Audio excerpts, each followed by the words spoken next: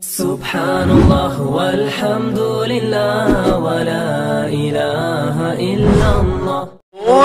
أستغفر الله ربي الغفور أستغفر الله من كل غرور أستغفر الله ربي الغفور أستغفر الله من كل غرور. Medan juang Islam adalah tiga, mesti diingat, jangan dilupa. Medan juang Islam adalah tiga, mesti diingat, jangan dilupa.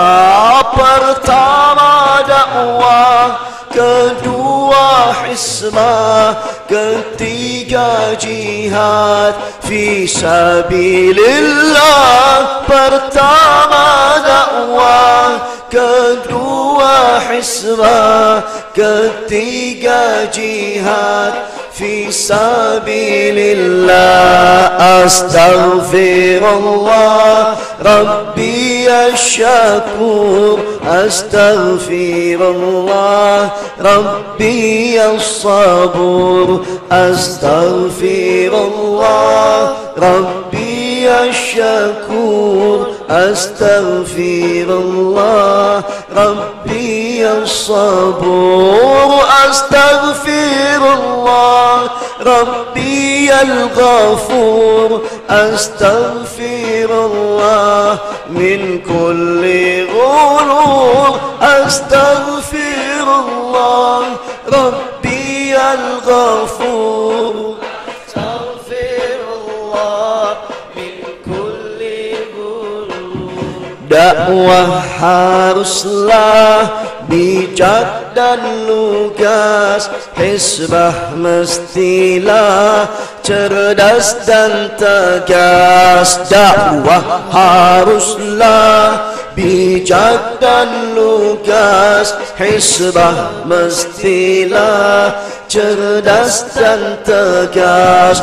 Jihad medannya berani dan keras, berkorban hingga terakhir nafas. Jihad medannya berani dan keras, berkorban hingga terakhir nafas. Astaghfirullah Rabbi asyakur, astaghfirullah Rabbi as-sabur, astaghfirullah Rabbi asyakur, astaghfirullah Rabbi as-sabur, astaghfirullah Rabbi al-ghafur, astaghfirullah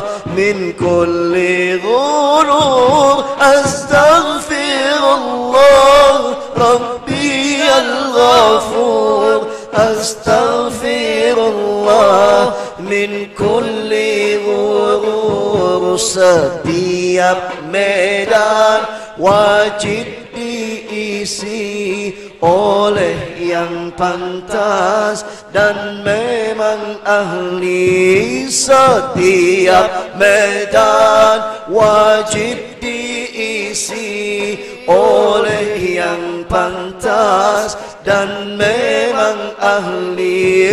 Semua medan wajib sinergi, jangan merasa benar sendiri. Semua medan wajib sinergi, jangan merasa benar sendiri. Astaghfirullah Rabbi asyakur, astaghfirullah Rabbi as-sabur, astaghfirullah Rabbi الشكور أستغفر الله ربي الصبور أستغفر الله ربي الغفور أستغفر الله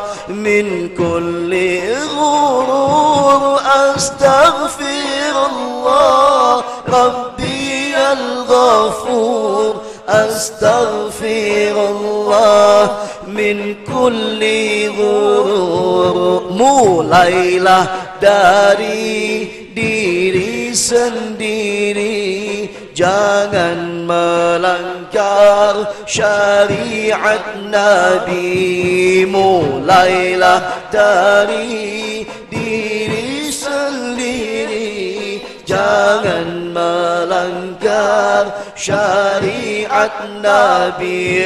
Siapa berjuang ikhlaskan diri, niscaya dapat ridha ilahi. Siapa berjuang ikhlaskan diri, niscaya dapat ridha ilahi.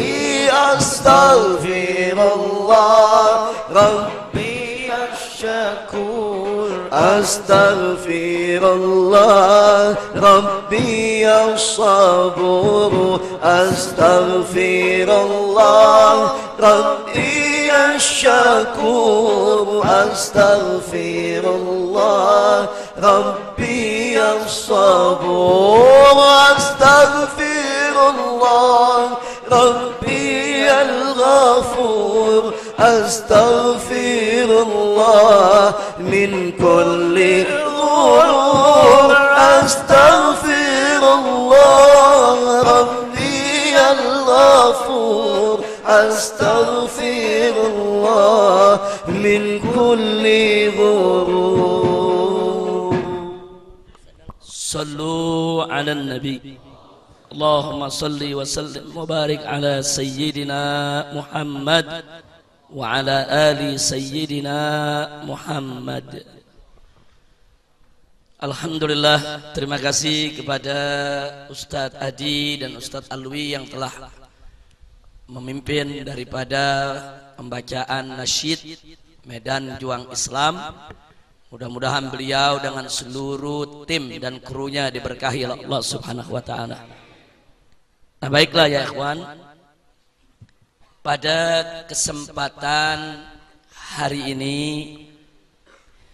saya akan menyampaikan satu materi sebagai bagian daripada pembekalan umat untuk menghadapi harbul mustalahat. Harbul mustalahat artinya perang terminologi, perang istilah. Jadi di zaman kita sekarang ini al-ghazwul fikri, perang pemikiran itu sangat dahsyat. Bahkan lebih berbahaya daripada perang konvensional, daripada perang dengan menggunakan berbagai macam peralatan militer yang bisa melukai bahkan menghilangkan nyawa orang. Namun perang pemikiran itu lebih berbahaya karena bisa merontokkan akidah, karena bisa melenyapkan iman. Nah, salah satu bagian daripada perang pemikiran adalah perang terminologi, perang istilah.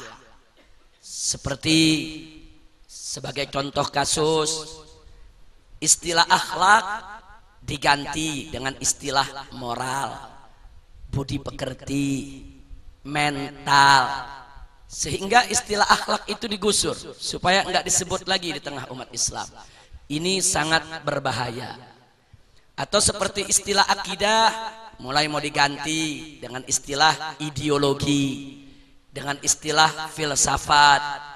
Nah, ini juga sangat berbahaya. Nah, karena itu hari ini kita ingin melakukan pembekalan kepada segenap jamaah majelis rutin bulanan di markas syariat agar kita bisa menempatkan suatu istilah sesuai dengan makna sebenarnya, tidak rancu dan jangan sampai tertukar dengan istilah-istilah yang nanti bisa melenyapkan makna esensi daripada istilah yang ada dalam ajaran Islam.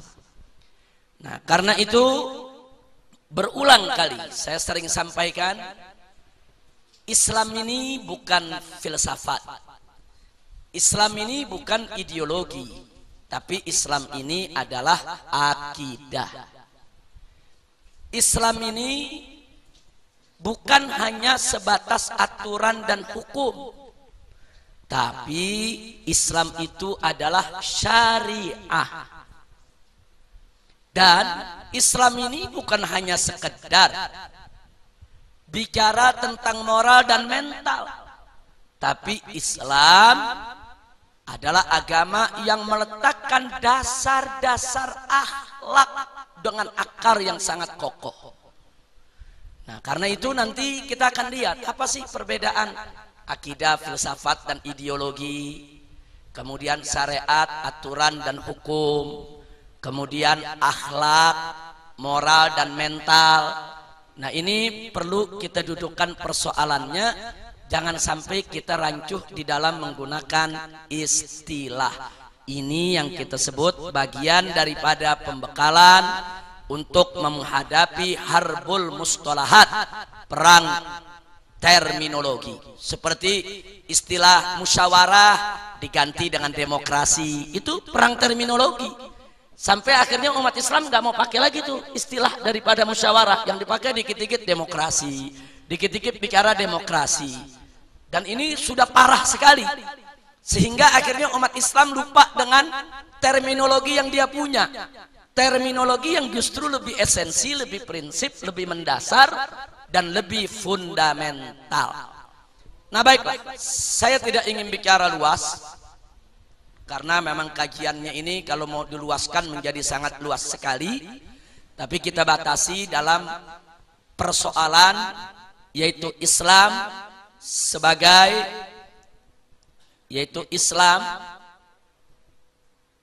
sebagai akidah, syariat dan akhlak. Mari kita mulai. Kita lihat di sini pelajaran kita hari ini, yaitu Islam sebagai akidah, syariah dan akhlak. Dulu di majelis ini kita pernah membahas tentang hadis Jibril alaihissalam. Bahkan guru kami tercinta Sayyidil Walid Al-Habib Zain bin Ibrahim bin Sumaid, pimpinan daripada Rubat yang ada di Madinah Al-Munawwarah, beliau mengarang satu buku khusus tentang syarah hadis Jibril alaihissalam. Nah, pada hari ini saya tidak ingin membahas soal hadis Jibrilnya yang cukup panjang, yang bersumber dari Sayyidina Umar ibn Khattab radhiyallahu ta'ala anhu, sebagaimana diriwayatkan oleh Imam Muslim dan Imam Tirmidzi serta Imam Abu Daud dan Imam Nasai di dalam kitab-kitab hadis mereka, di mana singkat saja kita ambil intisarinya, antara lain dalam hadis tersebut malaikat Jibril alaihissalam bertanya kepada Nabi tentang apa itu iman. Kemudian Nabi menjawab dengan rukun iman. Dan malaikat Jibril juga bertanya tentang apa itu Islam. Dan Nabi menjawab dengan rukun Islam. Serta malaikat Jibril bertanya tentang ihsan. Dan Nabi menjawab dengan esensi ihsan sebagai rukun satu-satunya, di mana orang selalu merasa dalam pengawasan Allah Subhanahu wa ta'ala kapan saja dan di mana saja mereka berada. Dari hadis ini para ulama mengambil satu kesimpulan tentang arkanuddin, tentang rukun agama.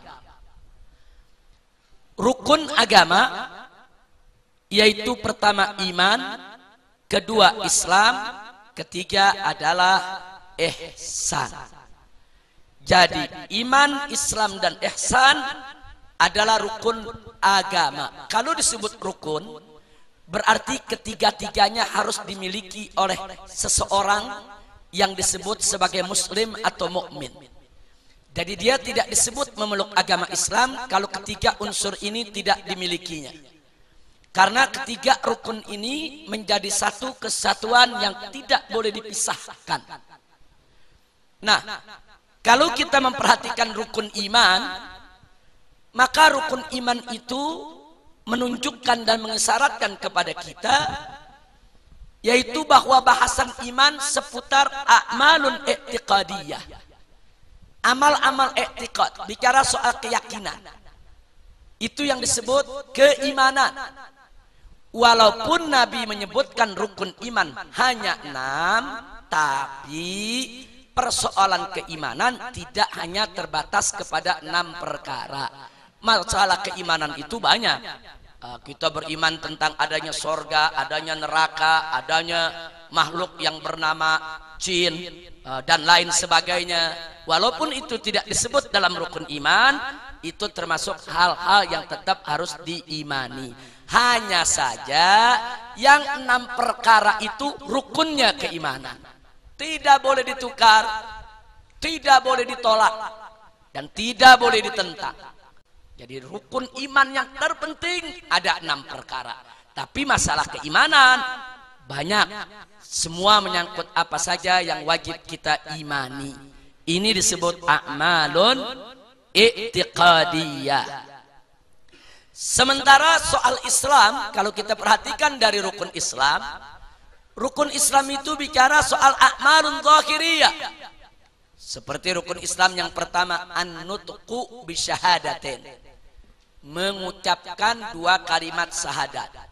Yang namanya mengucapkan itu amal lisan, amal lidah. Lisan, lidah itu anggota tubuh kita. Itu yang dimaksud a'malun zahiriyah. Mendirikan sholat, ada ruku, ada sujud, duduk, berdiri, dan seterusnya.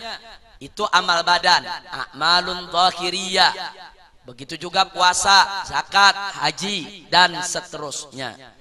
Adapun 2 kalimat syahadatnya, yang wajib kita imani akan keesaan Allah dan kenabian Muhammad, itu masuk keimanan, bukan masuk keislaman. Tapi mengucapkan 2 kalimat syahadatnya masuk dalam urusan keislaman. Nah, supaya kita bisa membedakan. Nah, sedangkan ihsan itu membicarakan tentang a'malun batiniyah. Maksudnya batiniyah a'malun qalbiyah. Urusan amal hati. Mana amal hati yang baik, mana amal hati yang tidak baik. Oh, amal hati yang baik seperti ikhlas, tawadu, qanaah, sabar, syukur, itu amal hati. Oh, ada amal hati yang buruk seperti ujub, takabur, riya, itu amal hati yang buruk. Nah, itu urusan itu dibahas di dalam masalah keihsanan, di mana kita diwajibkan untuk menghiasi hati kita dengan yang baik-baik dan membersihkan hati kita dari sifat yang buruk-buruk. Itu yang disebut keihsanan. Nah, masalah keimanan itu dibahas dalam ilmu akidah. Ilmunya disebut ilmu akidah, atau disebut juga ilmu aqaid dalam bentuk jamak, atau disebut juga ilmu tauhid. Kenapa disebut ilmu akidah? Karena bicara soal keyakinan. Kenapa disebut aqaid? Karena di dalamnya banyak soal keyakinan yang dibahas. Kenapa disebut ilmu tauhid? Karena inti isi ajarannya untuk mengesahkan Allah. Dan disebut juga ilmu usul, min babit taglib. Walaupun sebetulnya usul itu tidak identik dengan akidah, akidah tidak identik dengan usul. Tapi karena masalah usul didominasi dengan persoalan akidah, maka min babit taglib. Artinya min babit taglib, akhirnya karena ini ada dominasi, Nah, akhirnya ilmu itu lebih sering disebut ilmu usul atau usuluddin. Nah, kadang-kadang disebut juga ilmu kalam. Kenapa disebut ilmu kalam? Karena dalam ilmu inilah pertama kali terjadi perdebatan sengit antara para ulama sehingga melahirkan firqah-firqah. Jadi penyebab munculnya firqah-firqah karena terjadi perdebatan yang luar biasa. Khususnya ketika Mu'tazilah memperkenalkan teori tentang bahwa Al-Quran itu adalah makhluk. Nah, akhirnya terjadi perdebatan hebat di antara para ulama, di mana Ahlus Sunnah sepakat bahwa Al-Quran itu bukan makhluk, tapi Al-Quran itu adalah kalam Allah. Nah, karena terjadi perdebatan sengit yang nggak pernah terjadi di zaman Nabi, yang nggak pernah terjadi di zaman Khulafa Rasyidin, terjadinya baru belakangan. Akhirnya disebut ilmu kalam. Ilmu kalam ini dari kata kalam. Nih artinya di dalam ini banyak debat, banyak ngomong. Nah, banyak orang tuh berusaha untuk memberikan pernyataan-pernyataan, membuat ungkapan-ungkapan.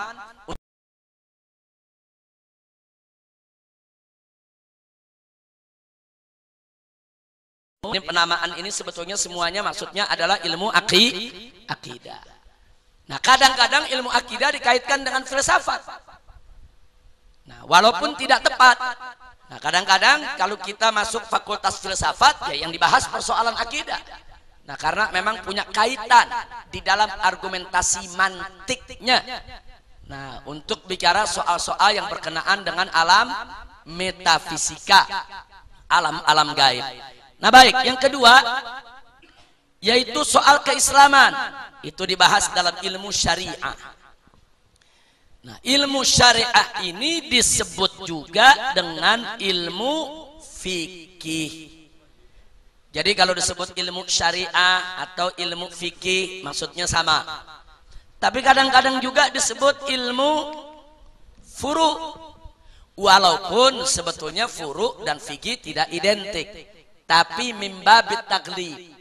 Karena kebanyakan persoalan furu didominasi dengan permasalahan fikih, sehingga ilmu fikih sering disebut ilmu furu'uddin. Nah, walaupun tidak identik sebetulnya, itu hanya mimbabit taklif. Kalau dalam konteks bahasa Arab, mimbabit taklif boleh saja. Nah, tidak ada masalah karena saking banyaknya masalah fikih dalam furu, maka ilmu fikih disebut ilmu furu. Nah, kemudian kadang-kadang disebut juga ilmu hukum Islam, ahkamul Islam, atau disebut qanunul Islam, atau disebut nizamul Islam. Nah, jadi kalau disebut ilmu hukum Islam, maksudnya ilmu fikih, maksudnya ilmu syariat, ilmu yang membahas soal keislaman.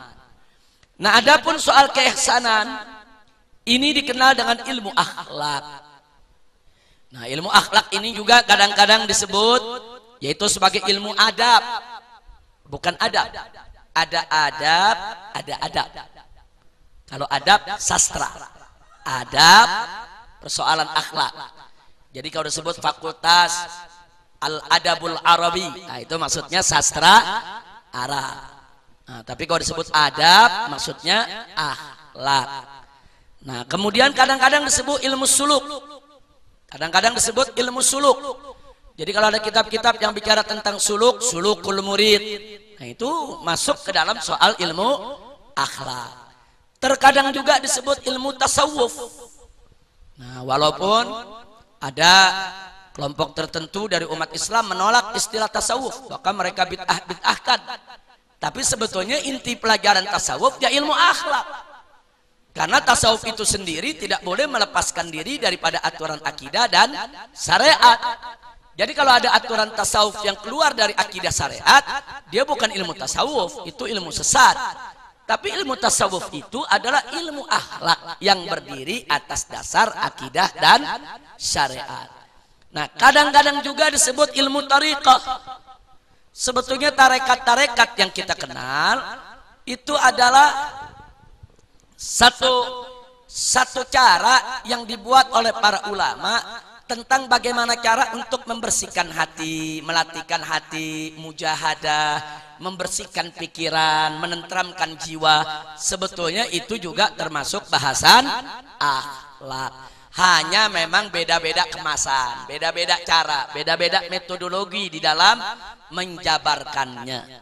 Nah, singkat cerita, saya tidak mau sambung dengan saya tidak mau terlalu diperpanjang dengan persoalan nama, tapi intinya sesuai dengan tema kita bahwa Islam adalah akidah, syariat, dan akhlak. Nah, ini dulu. Jadi kalau dikatakan Islam, akidah, syariat, dan akhlak, maksudnya apa? Ya, maksudnya agama Islam itu memiliki rukun iman, Islam, dan ihsan. Yang mana iman itu dituangkan dalam akidah, Islam itu dituangkan dalam syariat, ihsan itu dituangkan dalam akhlak. Jadi Islam adalah akidah, syariat, dan akhlak. Nah, ini pernah dijadikan judul oleh seorang ulama yang bernama Asy-Syaikh Said Hawa. Nah, beliau mengarang sebuah kitab judulnya Al-Islam Aqidatan wa Syariatan wa Akhlaqan. Jadi beliau kupas seluruh sisi-sisi tentang akhlak yang menjadi rukun agama. Kita lanjutkan. Berikutnya, mari kita lihat apa hubungan akidah, syariat, dan akhlak. Tadi sudah kita kasih tahu, ketiganya sama-sama rukun agama, sama-sama mesti ada di dalam kita beragama. Nah, hanya di sini perlu kita ingatkan bahwa tanpa akidah maka syariat tidak akan tegak dan akhlak tidak akan mulia. Omong kosong orang mengaku akidahnya kuat tapi akhlaknya bejat. Omong kosong orang mengaku wah akidahnya sudah mumpuni, mapan, bagus, pembela akidah, penegak akidah, tapi syariatnya nggak jalan, akhlaknya tidak mulia. Omong kosong. Karena di mana akidah kuat pasti syariat jalan. Dan manakala syariat jalan pasti melahirkan akhlak yang mulia. Nah, itu peranan akidah dan hubungannya dengan syariat dan akhlak. Begitu juga sebaliknya. Tanpa syariat, saudara, maka jangan mimpi akidah itu akan kokoh. Nggak bisa akidah kokoh itu tanpa syariat. Makanya kalau Allah memerintahkan kita puasa umpamanya, di akhir ayat apa Allah nyatakan? La'allakum tattaqun. Kalian ini diwajibkan puasa supaya kenapa? La'allakum tattaqun, supaya kalian bertakwa. Jadi kenapa kita puasa? Supaya akidah kita makin kuat. Kenapa kita sholat? Supaya akidah kita makin mantap. Kenapa kita melaksanakan segala kewajiban? Supaya akidah kita kokoh. Jadi jangan mimpi akidah kuat kalau syariat nggak tegak. Nggak ada itu orang yang nggak sholat akidahnya kuat, omong kosong. Yang nggak puasa Ramadan akidahnya kuat, omong kosong. Jadi kalau akidahnya kuat, ya syariatnya tegak. Jadi syariat itu cerminan. Kalau soal akidah kita nggak bisa lihat, karena soal keyakinan kita nggak bisa intip. Tapi kalau soal syariat kelihatan sama mata, dia sholat apa enggak, dia puasa apa enggak, dia zakat apa enggak, bagaimana dia punya, yaitu kewajiban-kewajiban agamanya dijalankan atau tidak, kelihatan mata, bisa terdeteksi. Begitu kita deteksi ternyata syariat tidak jalan, maka itu berarti menjadi indikator kuat bahwa akidahnya rapuh, akidahnya lemah. Nah, begitu juga akhlak tanpa syariat.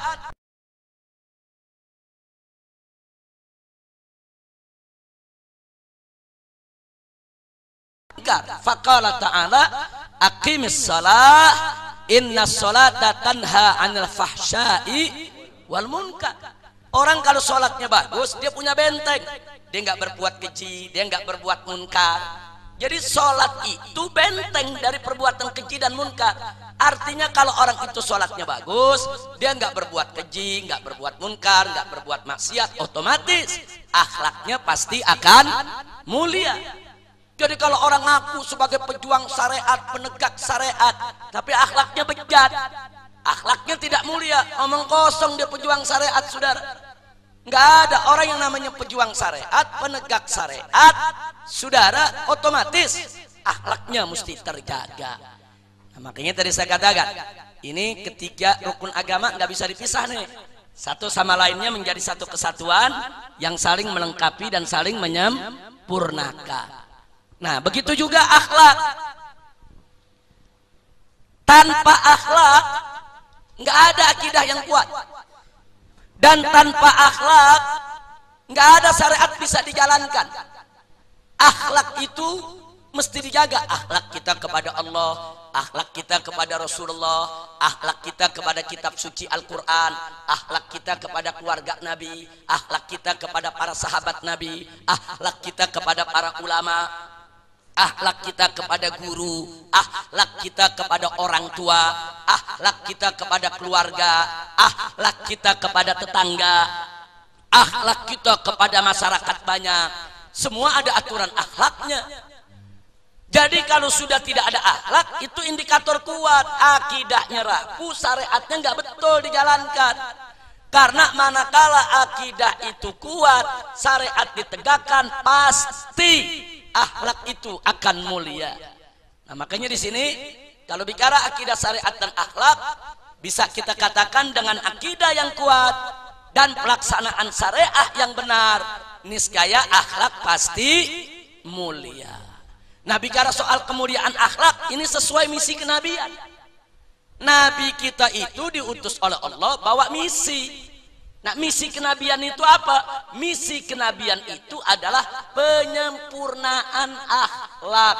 Makanya Nabi bersabda dalam satu hadis, sebagaimana diriwayatkan oleh Al-Imamul Baihaqi dan Al-Imam Ahmad. Imam Baihaqi dalam kitab Sunan Kubra-nya, Imam Ahmad dalam kitab Musnadnya, saudara, di mana Nabi mengatakan faqalan Nabi sallallahu alaihi wasallam, atau kama qala Nabi sallallahu alaihi wasallam, innama bu'ithu li utammima makarimal akhlak. Sesungguhnya aku ini diutus hanya untuk menyempurnakan kemuliaan akhlak.